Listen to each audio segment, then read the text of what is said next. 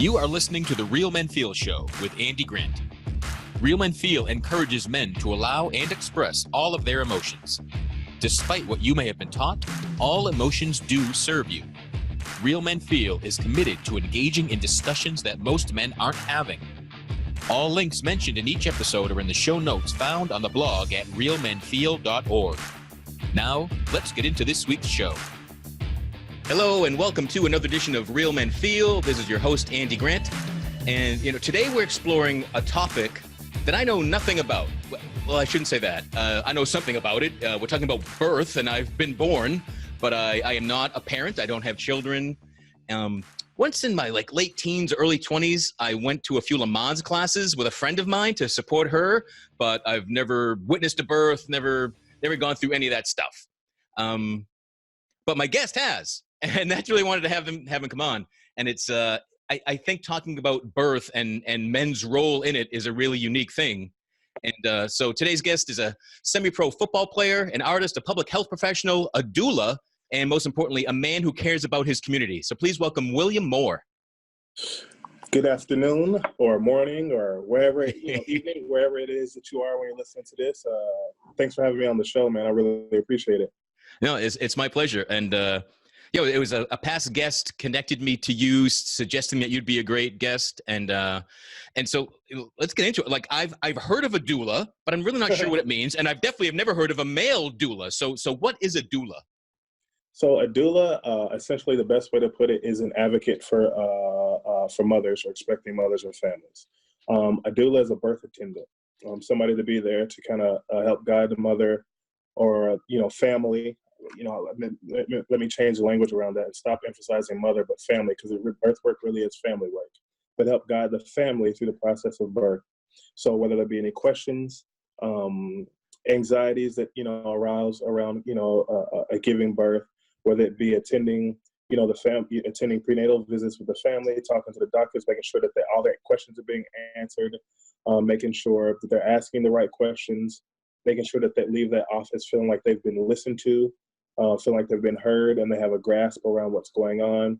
But it also, while they're giving birth, to make sure that, the birth plan that they have, sat with and come up with, with my assistants, that the doctors and the hospitals are following that birth plan. That, anything that the family does not wish to happen on behalf of any medical professional or healthcare facility or institution, that those things don't happen while they're there. So in short, I'm an advocate. I'm an advocate for families, for birth work, for mothers, for fathers. That's what I am. So is a doula, another term I've heard of existing just beyond traditional doctors and nurses, is a midwife. So is a doula different than a midwife? A little bit different from a midwife. Midwife will actually help you physically, is certified physically to help deliver that baby. So what they call in the old world, catching babies, right?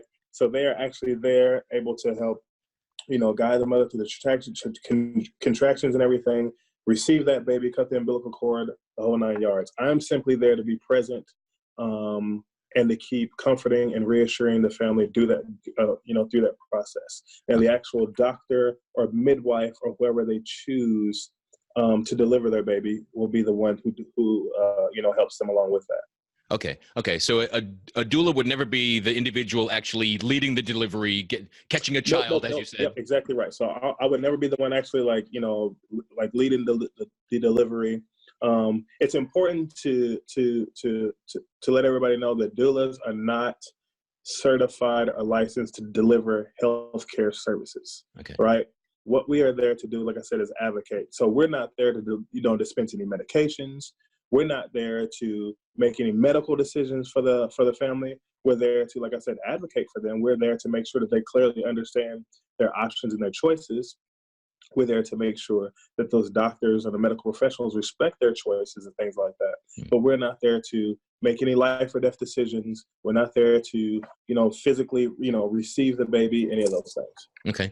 And also helping me understand this. So it's clearly not the day of birth only. You're part of the process leading up to it, and it sounds like you're also helping them helping the whole family post birth as well. Exactly, postpartum. So I'm, with the designation of also being a doula, what the term certified perinatal educator, those credentials behind my name mean is that not only am I a doula, but also I'm also a lactation educator. So I also actually help the family navigate the process of breastfeeding. The different, helping the mother understand when baby's actually hungry, when the baby's trying to latch, also trying to help mothers and families troubleshoot breastfeeding, because breastfeeding can be a very difficult process for mothers. They've just gone through childbirth. They're on their task with taking these new little beings, these little bodies, and feeding them. And sometimes there's all type of feelings that mothers kind of experience when trying to breastfeed. It's sometimes feeling a rejection if the baby's not latching on immediately. It doesn't seem like the baby's feeding properly. If the baby's not latching on properly, sometimes the mothers can feel a lot of discomfort and pain with it. It's important to make sure that people know, or families know, if the baby has latched on properly, it shouldn't be painful. But also, there's a such thing as a false latch, right? So when a mother thinks that a baby is feeding, but the baby actually isn't because they aren't latched on properly. And so teaching them how to recognize that. So because this whole time, there's stories of moms, going by, days maybe, thinking that the baby's feeding when the baby isn't, and they're not understanding why the baby isn't properly gaining weight, or the baby seems like they're sick, or very really bothered or irritable and stuff like that. And so things like being able to count diapers, within the first 2 weeks, the amount of diapers that the baby's, going through the first 2 weeks, to make sure that the baby's actually latching, or knowing when mom's going through some type of physical issues, such as maybe she's got blocked ducts, and it's causing her, her breasts to become engorged, and that's a painful thing for moms to go through. So remedies and stuff on how to cure those things. So there's a lot of different.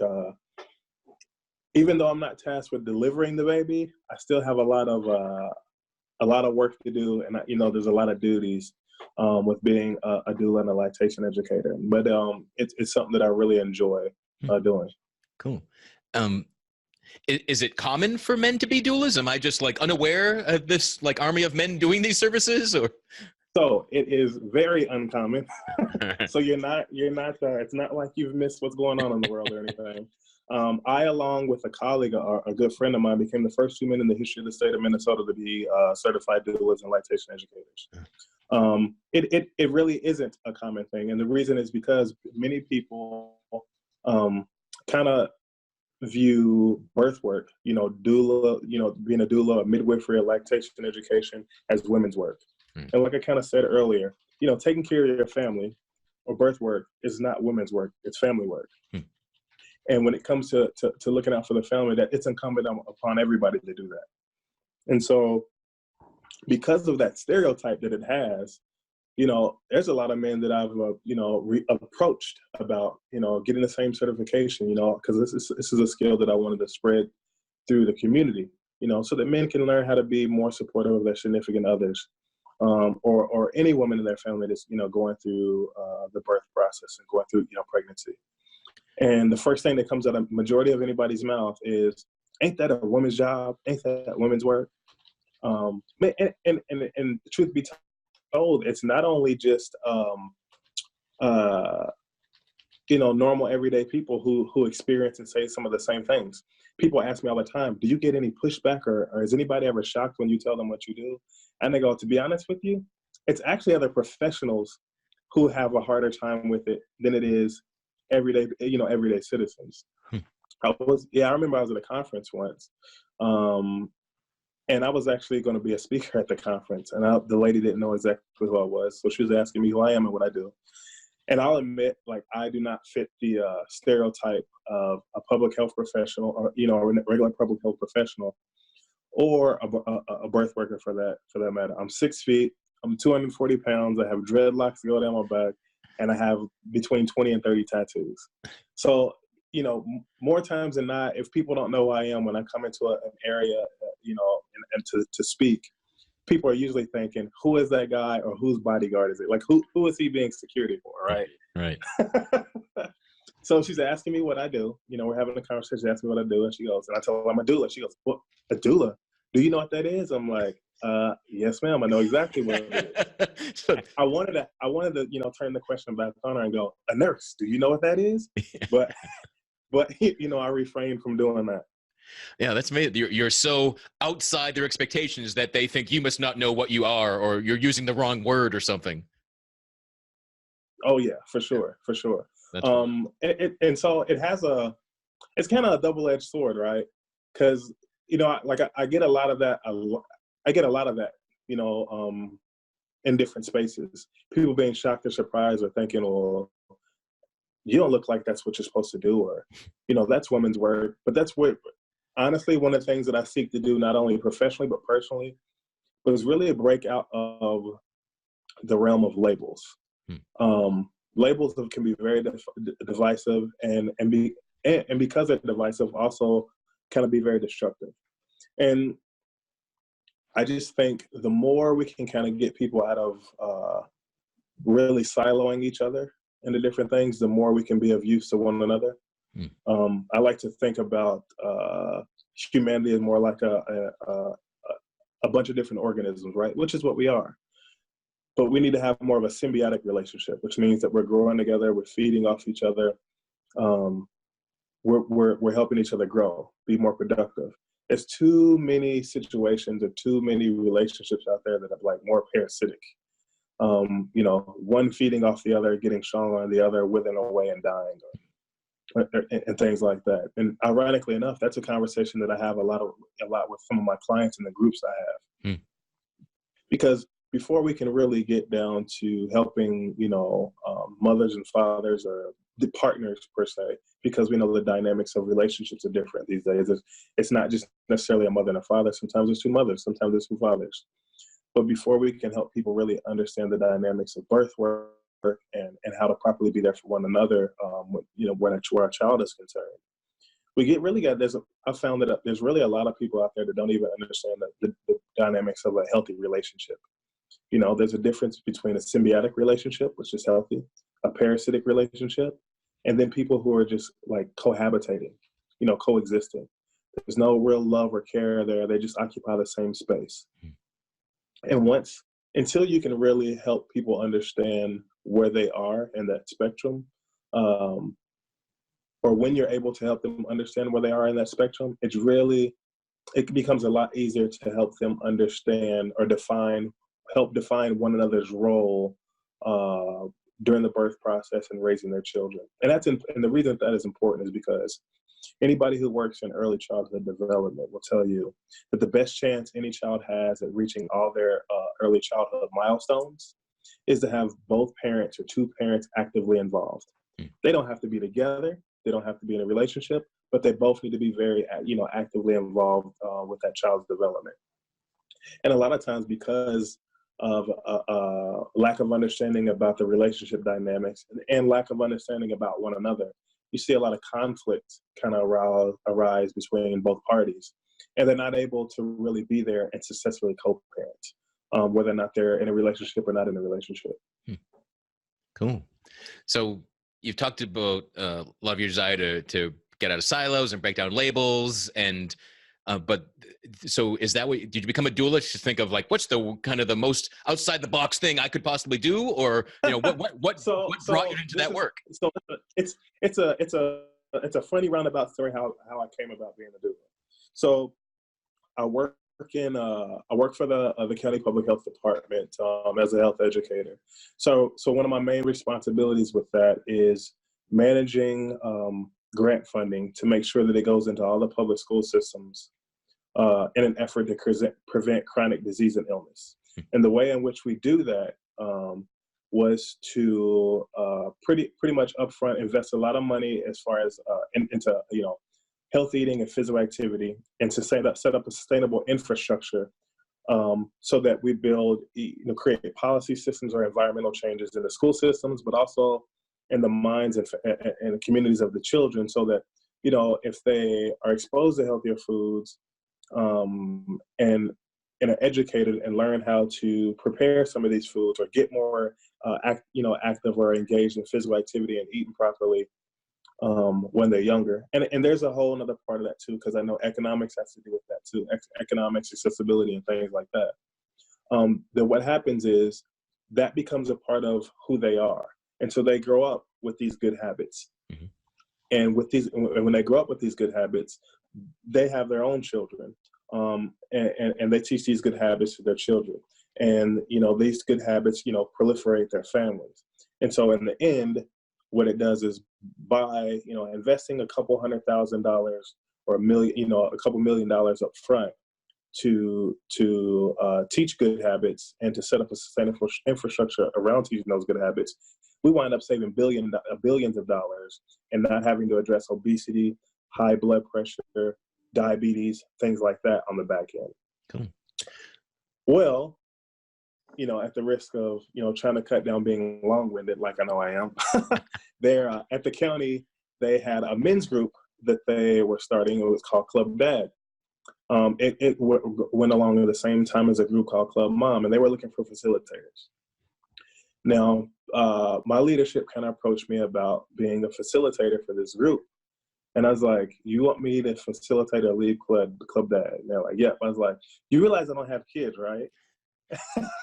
And I was like, is that going to be a problem? Because I'm going to be addressing men who already have families. And they go, nope, we've seen you speak at different events. You've done tons of community work. We've seen the influence that you've had working with, families before, because I did a lot of community outreach work before I joined the public health department. They're like, we think that what you do and the connection that you're able to make with people will still be beneficial. And so I agreed to do it. And even upon my first couple of sessions, I disclosed that to a lot of the men. I was like, hey, just to let you know, let's get where everybody is. Let's introduce yourself, your name, how old you are, where you're from, do you have any kids, are you married? And I let it be known up front that I didn't, have any kids. But because the information that I had was valuable enough to them, the other men didn't care, because ultimately the information that I was disclosing and giving to the men and the things that we talked about in that group, it was a safe space for men to kind of get together and talk about things that oftentimes we can't share to the rest of the world, because, there's this stereotype that men can't be vulnerable, that we got to be tough and hard all the time, that we can't, open up and divulge secrets and talk about what bothers us. And I was able to, talk about real life things with them. Like, we all go through relationship issues. We all talk about our fears. We all talk about, wanting to further our education or, getting gainful employment, any of those type of things. And because I was just able to kind of talk about useful tools in that environment, it went very well. Well, was another group called the Birth Equity Community Council, also going on with the county, which is essentially a monthly meeting of public health professionals, doctors,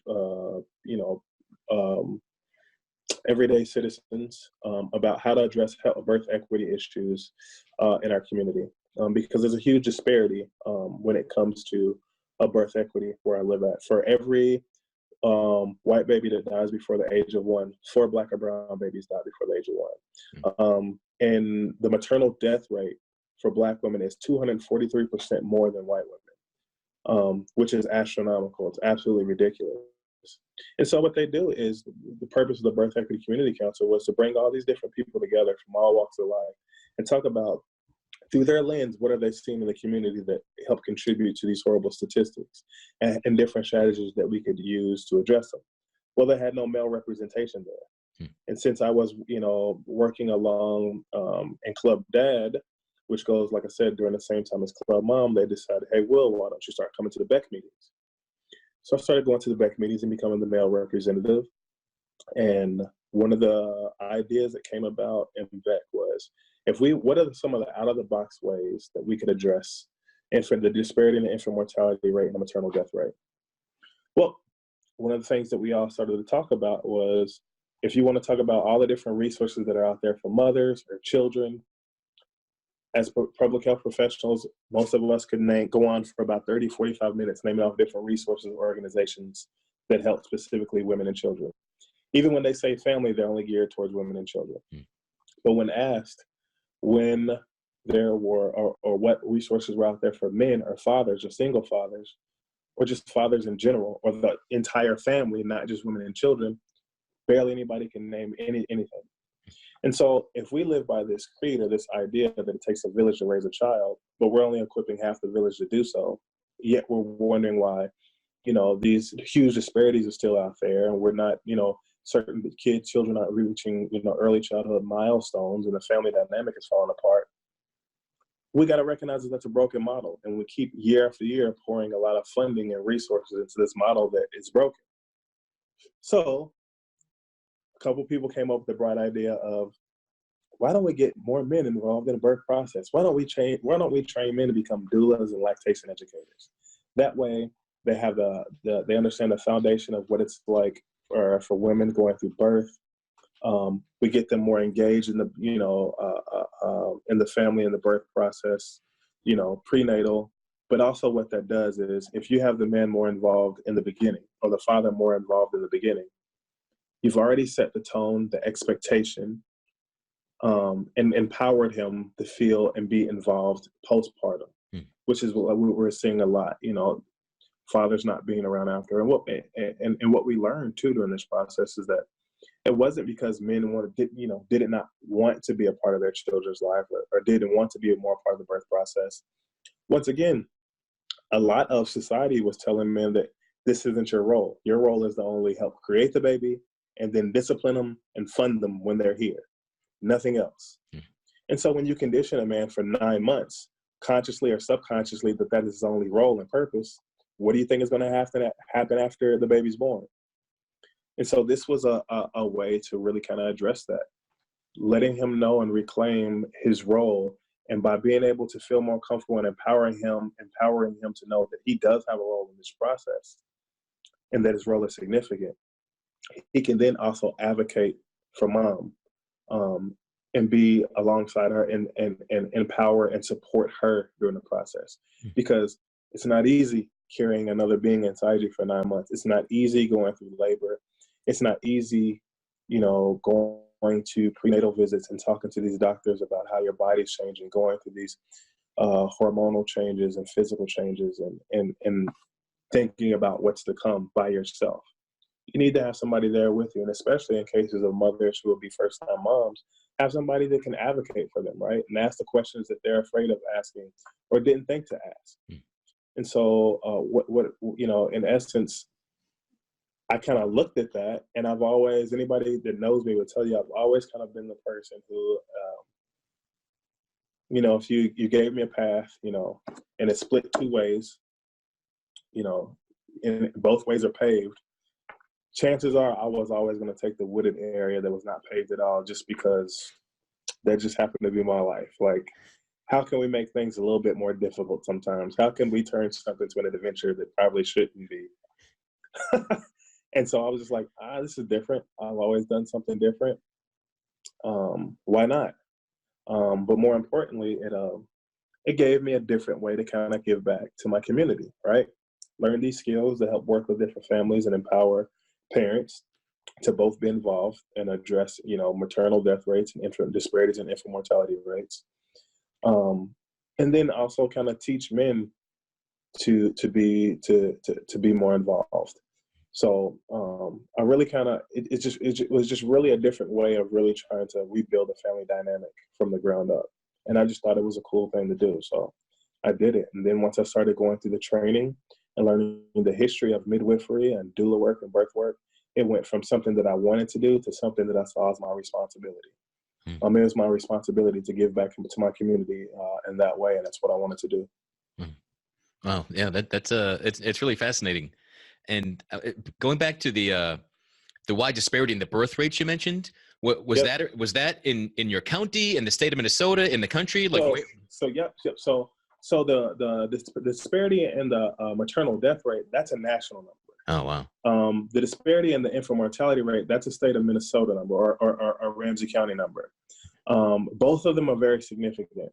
And both of them, when you look at it, we chalk it up to things like, social determinants of health, which are affected by systematic racism, things like that, especially with the maternal death rate. When you look at a number like 243% more likely to die during childbirth, listen, if you say a number like 2.43%, you could say, that's kind of an anomaly. That's a little bit different. We can kind of look into that and see what that difference is. You know, maybe it is a social determinants of health. Maybe it's just a fluke, you know, who knows? If you say 24.3%, then you could say, all right, there's something serious going on here. I think there's, you know, more of an issue kind of going on here with the social determinants of health, like things like lack of, you know, adequate health care or access to healthy food or transportation or you know, adequate working wages. When you look at a number like 243%, that's systematic racism. That's the only thing you can chalk that up to. And unfortunately, this has been going on for a while. But the only thing that really brought it to light, to national attention, as what happens also all too often, I think in America, is somebody famous went through it. Serena Williams, and when she talked about her near-death experience after giving birth to her child, and how doctors and stuff wouldn't listen to her, it became national attention. And more people started to pay attention to something that's been happening for decades.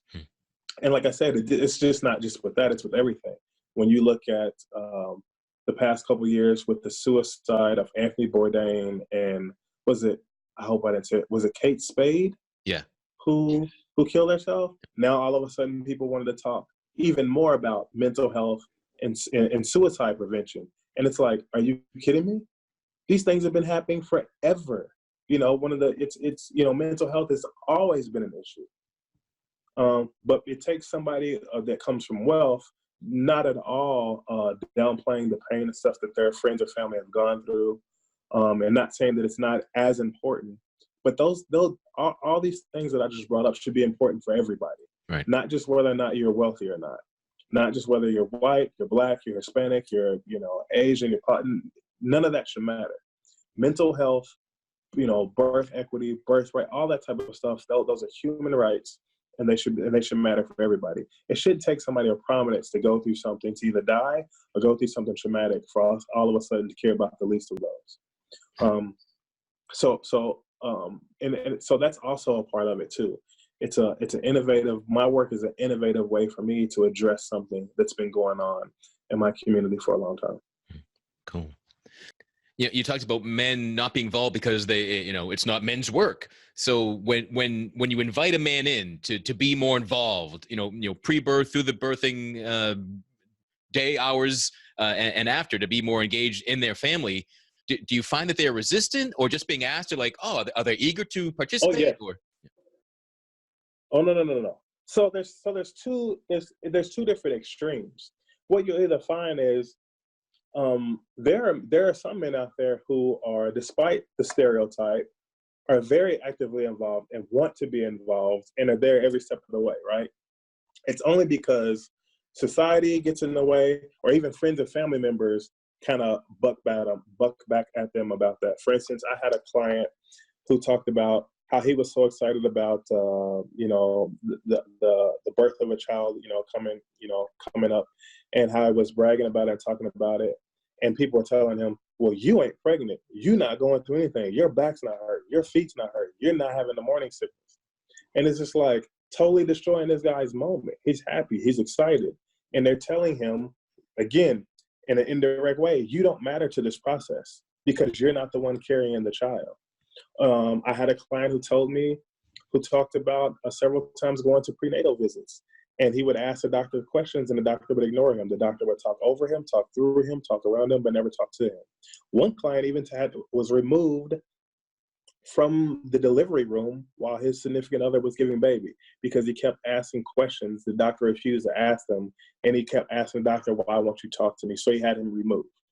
So it's things like that that actually condition men to believe that they don't have a role in it, right? So then you have men who want to be involved, and then you have the ones who are very reluctant.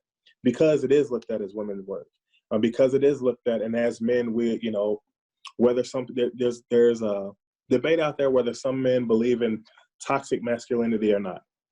I'm a believer in it, and because of that, we have men who look at stuff like that as you can't be a real man if you are engaged in anything that isn't whatever, drinking, fighting, Yeah. swearing or whatever else, some other type of Neanderthal, Cro-Magnon type thing. Not saying you are a Cro-Magnon or Neanderthal type guy. If those are things you enjoy, it's just more to life than that. Yeah. But so because of those things, and because of men who engage in anything or show interest in anything that doesn't seem like it's something that stereotypical man would be engaged or into, their masculinity is being tested or called into question. And that's something that a lot of men just, frankly, because of the way we're raised in society, they're not secure enough in themselves to overlook. Matter of fact, I'll even tell you a quick story of like how pervasive these type of stereotypes or ideas are. So when I first moved to Minnesota and started working in the school, I'm a type of person who I like to dress nice. Loafers, slacks, dress shirts, stuff like that. I don't wear overly baggy things or, tennis shoes all the time, that sort of deal. And after about a week at the new job, I had a coworker ask when I was going to come out of the closet because I didn't wear baggy jeans and boots like a typical guy did. And I wear bright colors. That's just my thing. I like to do that. I'm from the South. What can I say? So think about that. Think about living in an environment where your manhood and your sexuality can be questioned based off the way you dress, much less your occupation or your hobbies. Now, I happen to be a person who grew up very sure of himself, confident in himself, because of the support of someone like my grandmother and my parents. So that type of thing doesn't bother me. But there are many people who aren't okay with that and aren't secure in themselves like that. So they stay away from that work. So a lot of when I'm approached someone, a lot of what I have to do is do a lot of like deprogramming before I can even come to them about this type of work. Matter of fact, one of the questions, I don't think I've never come to another man and say, hey, would you like to be a doula or lactation educator? It's not gonna work. I've had to, in a way, kind of be like a salesman and use catchphrases and things that I know are gonna target another man's pride or open up, have a key to unlock his curiosity. Like, for instance, one of the phrases or one of the things that I've used when approaching another man about it is, human beings in general, men are like, some of us are like obsessed with power and control. And that's part of toxic masculinity, and like needing to control absolutely everything. Not just ourselves and having dominion over ourselves, but dominion over people. It's what makes us feel secure. And so I remember asking one gentleman, I said, you're a man, right? He goes, yep. And I go, you can do whatever you want, say whatever you want, go wherever you want. Yep. And they go, cool. That's, it's nice to know. I said, so then, where did your definition of a man come from? So they start getting out different ideas or whatever. And I said, okay, so let me ask you this. If you're a man that you can do whatever you want, say wherever you want, go wherever you want, why are you letting someone else's definition of masculinity have you abdicate power over yourself, your household, or your community? And typically you start to really see the gears changing, right? Because when I asked them where their definition came from, nobody said they came up with the definition of what it was for themselves. It came from somebody else. Yeah. So once you start opening the doors to that third thought process, that just perhaps my entire life I've been living in a way that's predetermined by somebody else, and not at all how I've actually wanted to do it, or what I consider being a man or masculinity is, and where that definition came from, when they are not just counterproductive, but it really like goes against one another. Like, how do I reconcile that? And so once I start to see the gears turning in their head, I start to think about that, like, wow, that's really hypocritical. Then they're open to hear anything. Even if they decide that it's something that they want to do or they are open to at the end of the conversation or not, I know that I've opened their minds and their thought process to something else down the line. It could have nothing to do with birth weight, but I know that I've opened their minds to start to be able to, it could be whatever dinner they choose to eat. It could be clothes that they choose, a vacation they choose, that they actually really start to think whether or not are they actually doing it for themselves or are they doing it for somebody else. Because in the end, in human nature, like that's all a lot of us really want, right? We want to be happy. We want to be productive. and we're looking for a way to do that. It's just that sometimes intellectually we become lazy and we look for other people to define that for us. But when we start to really break it down and think that, you know, maybe it's not always such hard work to go on that journey by yourself and actually do something for yourself, you see people behave in a totally different manner. So I have the origin of the show came from a live workshop I did where I asked guys to think about where the definition of masculinity came from and stuff. And when they identified where it came from, who taught them what being a man was, I would always ask, was that man happy? And so often, exactly. Well, no, that was an angry, bitter bastard of a man. Well, then why do you want to live up to that role? You're 100% right. And that's another thing that I've always said to them. I've always said, I was like, the person who has drawn the diagram of what it is to be a man for you, or put up these standards, if you really look at them, often they don't live up to that standard themselves. Right? So why would you want to live up to that? Yeah. Why? You should always question somebody. My dad was a military guy. Both my parents were. My dad would always say, always question a leader who won't follow the directions that they give you. Mm. If they're afraid to follow the very direction that they give you, there's something wrong with that direction. Yeah. Yeah. And I find the more limiting, like if someone, being a man is, I think you said before, like drinking, fighting, and being angry, that's what a man does. I'm like, wow, that's horrible. Like if you can only think of 3 things, right? That defines what you're capable of. Because we're all, even the most closed-minded individual is capable of just so much more. And that's why I love how you talk. Even if someone doesn't go, I want to be a doula. You've turned me on to this, Will. But you crack them open about that. There's more. Exactly. Just live your life however you decide to live it. My motto with everything has been, you know what? Just be happy. Live to be happy. I've seen people who eat healthy, work out great, and physically you would think would be the most healthy people they are, and still die young. Why? Because happiness or being unhappy and negative energy will kill you before anything else. I always tell people, do whatever you want as long as you're not hurting yourself and you're not hurting anybody else. Yeah. If you're not hurting yourself and you're not hurting anybody else and it makes you happy, do what you got to do. Yeah. It's not upon me to infringe upon whatever it is. Just as long as you're not hurting anybody else and not hurting yourself. So where did your definition of masculinity come from? I think it's been ever evolving. I think when I was younger, it was like anybody else. It's pretty typical. Athletes, my dad, my uncles, my grandfather, stuff like that. Comic book heroes, all that sort of thing. But I think those things started to change for me at a young age, even before I knew it. And the reason I say that is because I was always kind of the nerdy, goofy kid that everybody picked on. Nobody really paid much attention to me until like 7th, 8th grade. I played football, ran track, was the fastest person on the track team, the best person on the football team. And so all of a sudden these friends, quote unquote, come around. But at that time, you're old enough where you realize those aren't really your friends. Those are people who want to be around you because you can do something that they like. But because I was often by myself and kind of like picked on or ostracized a lot when I was younger, there's 2 things that can happen to you. Either you become somebody who has very low self-esteem and you become a follower because you just want to belong, or you become somebody who becomes so comfortable with being by yourself, you just figure out how to do your own thing and be comfortable in that. Well, I learned how to do the latter. And it's because I always had somebody in my corner like my grandma.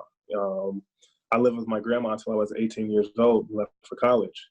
And my grandma, no matter what I did, that how weird it was or how out of the box it seemed or how goofy it was, my grandma would always just say, it's okay, just kind of do your thing. When she would hear somebody say something about it, she'd be like, just let him do it. Let him do whatever he's got to do. And I think at that time, being so young, did I know exactly what was happening? Did I know how I was being molded and transformed? No, not at all. But when I look back on it in hindsight, I see exactly what happened. it worked out in its best way for me. So it's like, yep, I had some of those outside influences, like any old, typical male child or whatnot. But anytime anything that I enjoyed or was interested in went outside that sphere, I was comfortable with doing that. And obviously, as you get older, you learn more. You learn more about how the world works, social dynamics, politics, race in the country, social economic situations, everything. Those things kind of change. You evolve. You learn more. And so I think that's kind of where I'm at right now. I'm still kind of growing and still kind of learning, but I know that I have, no doubt that what I am is a man. I'm somebody who cares about myself, care about my family, care about my community. I have some interest that might be considered as that of a stereotypical male. I love sports, lifting weights,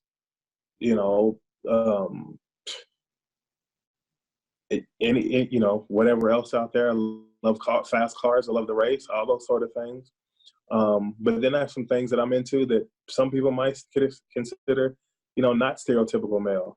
I love loud color clothes, dude. I wear a lot of neon colors and pinks and purples, and I love, I just went the other week and got went to Taylor and got a couple suits made. I love to dress up. I love nice shoes. I love flowers. I do yoga. I'm a doula and a lactation educator. Some of those things people look at and they're like, oh, that doesn't, sound like, who or what this guy is. I love science. I'm an amateur astronomer. I love space. If I could book if I could book a vacation, and it'd be to outer space and somebody be like, okay, dude, this is a one-way ticket. You can't come back. I'd do it anyway. So yeah, like I think for me, my masculinity can't really truly be defined because it's still growing.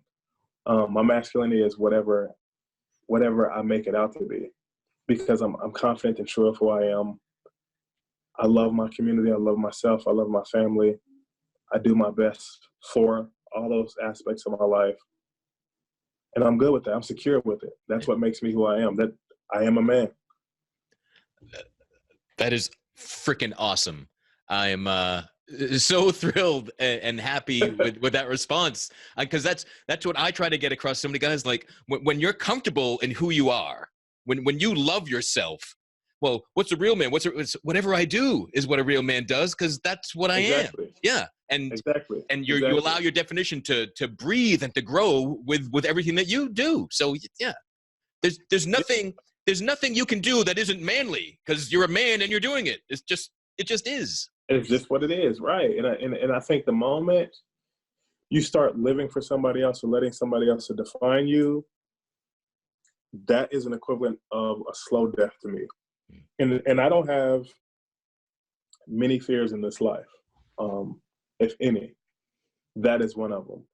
I do like to die like slowly from the inside out, and like to see that, to know that every day I get up and I'm not who I am, and I'm under somebody else's dominion or doing what somebody else, pretending to be something else for somebody else. That's one of the scariest things that I could, think of. Think about that. Day after day, hour after hour, minute after minute of hour after hour, and every day for the rest of your life, you have to pretend to be something for somebody else. I can't think of much more horrible than that, other than some of the crazy atrocities we see going on in the world today. Like, I wouldn't want that for anybody. I mean, you mentioned being kind of a nerdy, goofy kid and getting picked on, but even then, were you comfortable being you? Were you this woke? I was. Like I said, when I was really young, I think maybe the first couple years that I can remember, like grade school, like maybe first, second grade, I think it was uncomfortable, just like it would be for anybody else. Like, I'm no exception. I think it was very uncomfortable. But I also moved around a lot too. And so I learned how to kind of adapt and get used to new environments. And I think that, accompanied with my grandmother always kind of instilling this sense of whatever you're doing, like, it's okay.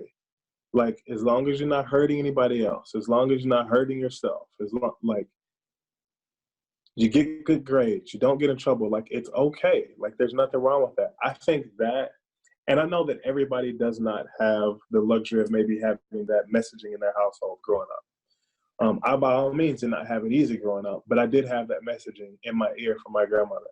I think that really helped forward it. So by the time I got to, you know, fourth, fifth grade even, like, I just didn't care. Like, people could say stuff and I was just like, you know what I mean? Like, I wasn't overjoyed that people had something smart, aleck, or, you know, silly to say about me, but it didn't bring me down either. Like, I was just cool with just being by myself. Like, and I was just, like, when people would call me weird, like, even now today, like, I just kind of reclaim that word. Like, that weird, if I use the word weird, you know, people, you know, you would see sometimes people's face turn up. And then I have to, you know, like, kind of talk to them or reaffirm to them that I don't think that my definition or connotation for weird means the same as what you're used to hearing. Because for me, it just signifies being different. And I'm okay with that. Like, and I really try to do my best at letting other people know that. Really letting, you know, children know that. I used to do a lot of outreach programming with youth. And kind of really, when I would hear kids call another kid weird or another kid say that, you know, kind of talk to them, you know, in plain language, you know, don't want to be all, you know, using all, you know, you want to use age appropriate language with them, but kind of really helping them understand, like, where does that come from? What is your negative definition of where it comes from? Okay. And after you talk about where it comes from, you know, how does that apply to you? Does it necessarily have to mean anything negative? If it just means different, why is different wrong? Your shoes are different from that person's shoes. Is that wrong? Or is that okay? Like, you know, just really trying to reinforce that in children, but adults too. Sometimes I feel like I got to talk to adults. Like, to be honest, I feel like kids get it better than adults most times. Yeah. But just really trying to reaffirm to people, like, weird is different and different is okay. Yeah. So different's better than okay. Like, the same, right, same is boring. Like, right. I always took weird as a compliment. Yeah. Exactly. And I just, I just kind of always, I gotta say, I've been lucky enough. I was lucky to have a grandmother that really, and I don't even know if she really knew what she was doing, other than she just loved her grandson and she was just trying to make it, you know, okay for me. But, like, she just gave me confidence to just be like, like, I don't care. There's not much anybody that can say to me about who I am as a person, my likes, dislikes, anything that, you know, that will bother me. I know I'm weird. I know I'm different. I'm good with it. And as long as I'm good with it, you know, I don't really care if you're good with it or not. But the only person who has any weight in that discussion is my grandma, you know, when I go home and visit her. That's awesome. Yeah. I mean, you know, this is our first, we think we spoke for like maybe 5 minutes before you coming on the show. Yeah. And I wish more weird men out there were like you. So yeah, you're a perfect, yeah. I think the world would be a much better place if William Moore was the new stereotype of what a man is. Right? Yeah. I mean, and just think about it. You know what I mean? There's so many different people out there with so many different life experiences. So that means there's so many different lenses and views of life. Do you understand, like, how different the world can be, even from now? You understand, like, the different types of art and, you know, artistic breakthroughs and scientific breakthroughs that can happen if more people were just willing to, like, be okay with kind of just, like, looking at things like a different way and do things a different way. Like I have this saying that I say to myself every now and then. It's sort of like an affirmation in the mornings. And it is, you know, some people think inside the box. Some people are applauded for thinking outside the box. I asked the question, why were you in the box to begin with? Yeah. I mean, we don't put ourselves in the box, but we give away the power. Oh, you know, we let life, society, family, we let our culture put us in a box. And too many people just go, oh yeah, oh, these four walls, great, that's me, okay. And, exactly. Yeah, exactly. Realize it. Exactly. And there's so much more out there outside of these barriers and all these walls we put around ourselves. Like, there's so much more out there. It's like, wouldn't you want to see what that is? Like, exploration is beautiful. Of all things, like we wouldn't be where we were today without exploration in all facets of life. So why the need to really like constrain all that, and why the need to dampen yourself to make somebody else feel comfortable? Because that's really what it's all about. That's what all these boxes are about.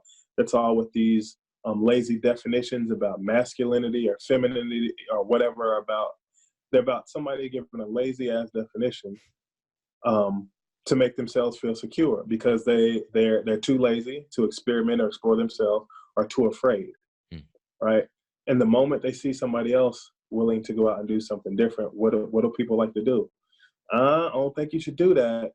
Like, but I always stress to people, your limits aren't my limits. Your ceiling's not my ceiling. So yeah, you might not be able to do something, but that's not speaking for me. Yeah, people are so afraid to look at their own walls or realize that they're there, or risk challenging them, that they don't want to see you go flying and breaking down the barriers. I'm like, because it'll make them look bad or feel bad. Exactly. And people, like, very few people are comfortable being alone. And if other people are out not being afraid, experiencing life, soaring and flying somewhere else, that means you're stuck by yourself, in the safe space that you want to be in. So instinctively, people do that. You got to have the audacity to follow your own vision. You got to realize your vision isn't always going to be everybody else's vision. Everybody's not going to be able to see your vision, even family members. You're going to have even some family members who are going to try to keep you from seeing your vision. Is it because they don't care about you? Nope, that's not true. Sometimes I make the analogy with having the audacity to follow your own vision. Somebody asked me what that meant, and I explained it to them this way. I said, it's just like, let's say you got one of your parents or a good friend of yours in the car. And let's say you blindfold them, and you're driving 120 miles an hour, and you're swerving through traffic and all of that. Do you think that person is going to be comfortable, or are they going to be scared? And it's like, scared. It's like, why? And it's like, because they can't see what's going on. It's like, exactly. So even though you see what's going on, you see the vision, you might be swerving, but there might not even be any traffic out there. You might just be switching lanes fast. But because they can't see it, they're afraid. That's what it's like when taking chances and being yourself in life. You got to have the audacity to go with your vision, even when friends, families, or even strangers don't see it. Yeah, very true. Very true. Kind of get back to the notion of men and birth. Is there anything that you wish more men realized about the birthing process? That it's beautiful, but also that you're needed. You're needed, and during that process, other than helping to create that child and being there afterwards, like, you need to be there to support your partner during that process. She's going through chemical changes. She's going through physical changes. A lot of men don't know that they also go through physical and chemical changes as well during the birth process. I had one client, I explained that to one client. He was talking about, ever since, I've been with my kid's mom, she's been pregnant, she's been different. She's been doing this, she's been doing that.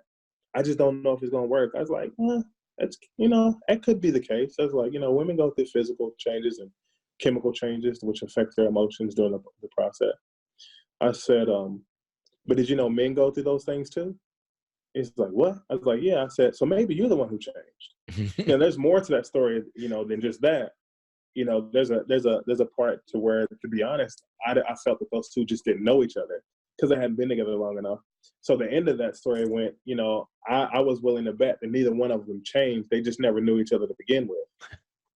But it still could have been a perfectly feasible explanation maybe she didn't change all that much. Maybe it was him.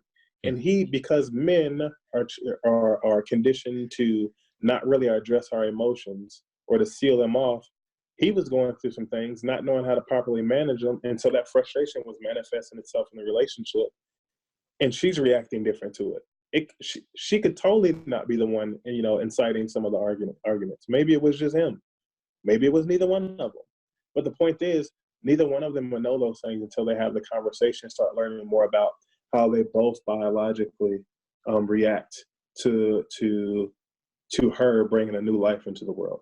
Because the scientific fact is both of them will biologically react to one another and to that child once those changes start happening. And so I think more men need to know that they need to be involved and that they need to have a better understanding of that process in general and their role in it. For instance, I'll give you a small example. When it comes to breastfeeding, a man simply being in the presence of a woman while she's breastfeeding or in the process of lactating can increase her levels of prolactin, which means she can potentially have a 20% increase in breast milk just from the father being around, doing nothing else but just being present. Or another fun fact I like to throw at men out there when they, I've heard some of them complain about, well, I don't feel like, and this is more of a postpartum thing. I don't feel like, I really need to be there. The baby doesn't connect to me anyway. The baby, doesn't seem to recognize me and notice me or this, that, and other. The baby only wants his mom. I'm like, that might be the case. I was like, because the baby's been in mom for approximately 9 weeks. She's been carrying the baby for approximately 9 weeks. But then I throw this out there that seems to really surprise them. I say, scientifically speaking, do you know on average how long it takes for a baby to bond with a father after it's born? Usually the answer is no. And when I tell them 9 months, the eyes get wide, right? Nature's a funny thing. Nature's an amazing thing, right? So it takes both. It really takes both of them there. And so just by really like giving them little breadcrumbs of information like that really piques their interest, usually gets them coming back asking for a lot more and wanting to know more. Yeah. And when you got somebody hungry for knowledge, you got them hooked. Cool. And when they start feeling empowered and knowing that they are needed as a part of that, contrary to what society is saying, they want to be there. Because I'll tell you this, in all my experience, and everything that I've heard from public health nurses and birth work professionals who've been doing this work for decades, there's not one of them that'll tell you that both parents don't want what's best for their kids. Both parents want what's best for their kids. Now, they may have different ideas of what that looks like. They may not know how to get them there. They may not necessarily know how to provide that, but both parents want what's best for their kids. And just reminding fathers that I know you want what's best for your child does a lot as far as their confidence level in this whole thing and getting them to want to be a part of that. Excellent. Cool. So I know you're a podcaster as well. So tell me about your podcast. Yeah, so I have a podcast called Chill Time is Will Time. I've got an episode that I recorded. I've had in the queue for it seems like a month now. I've been so busy with work and consulting and stuff like that I hadn't been able to put it out yet. And I got to actually get an interview scheduled for next week. But it's just a podcast where I just talk about any and everything, really, man. It's from current issues and current events, politics, sports, music, books, art, any and everything. It's one of those, it's pretty much a podcast where whatever I need to either A, vent about for that week or that day, or much like you, if there's something that popped up that I see is very interesting and that I didn't know much about or want to inquire about, I'll do the research on it or find somebody who's into it and bring them on and interview them about. For instance, our mutual friend that you told me kind of recommended me to you, that's what brought me to her. Like, I wanted to learn more about, her work and what she did. And she was, open and gracious enough to really share that stuff with me. She could have been like, dude, I don't know you. I'm not going to come on your show and talk to you about anything. But she did that. And she's been awesome. She was awesome. And I've considered her an awesome friend ever since then. So, podcasting has given me an avenue to vent, to learn, to meet new people in different walks of life.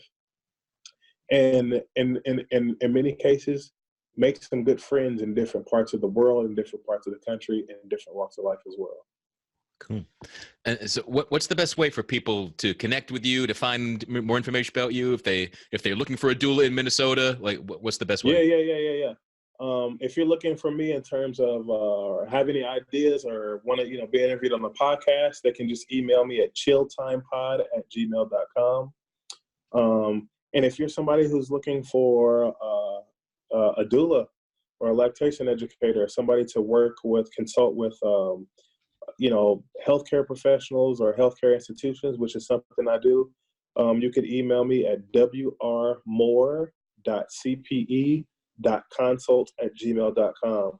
And I'll be happy to have a conversation with you and talk about how I can kind of, get out and work with either your families or your men's or women's groups, or your healthcare professionals on how to make sure that they do a better job at, really, working with families of color, but also working with families in general and helping to get more men involved in the birth process. Cool. Well, I really appreciate you taking the time, being on the show, stepping into this, not knowing, who the frick's this Andy guy and what's he going to ask me. And I I love everything that you shared. And, I certainly learned a lot, and I'm sure our audience did as well. So yeah, if you're looking for another podcast to check out Chill Time is Will Time. And if you're needing any doula assistance in Minnesota, definitely reach out, and we'll have links to Will's info on the show notes at realmenfeel.org. So Will, I want to thank you once again for joining us today. And everybody, I really appreciate it, man, and thank you for having me on as well. Yeah, my pleasure. We need more men like you. I'll just say that for sure. I appreciate you, man. I appreciate you. So wherever you are discovering that Real Men Feel, please give us a like, a share, a review, send us some feedback, recommend some guests, or volunteer to be on yourself. But whatever you're doing, be good to yourself. Thank you for listening to Real Men Feel. Reach out to us at realmenfeel@gmail.com. Learn more about Andy Grant at theandygrant.com. Until next time, visit realmenfeel.org or the Real Men Feel Facebook group and share what you thought of this episode. Please give this podcast a review on iTunes, Google Play, or wherever you are discovering Real Men Feel.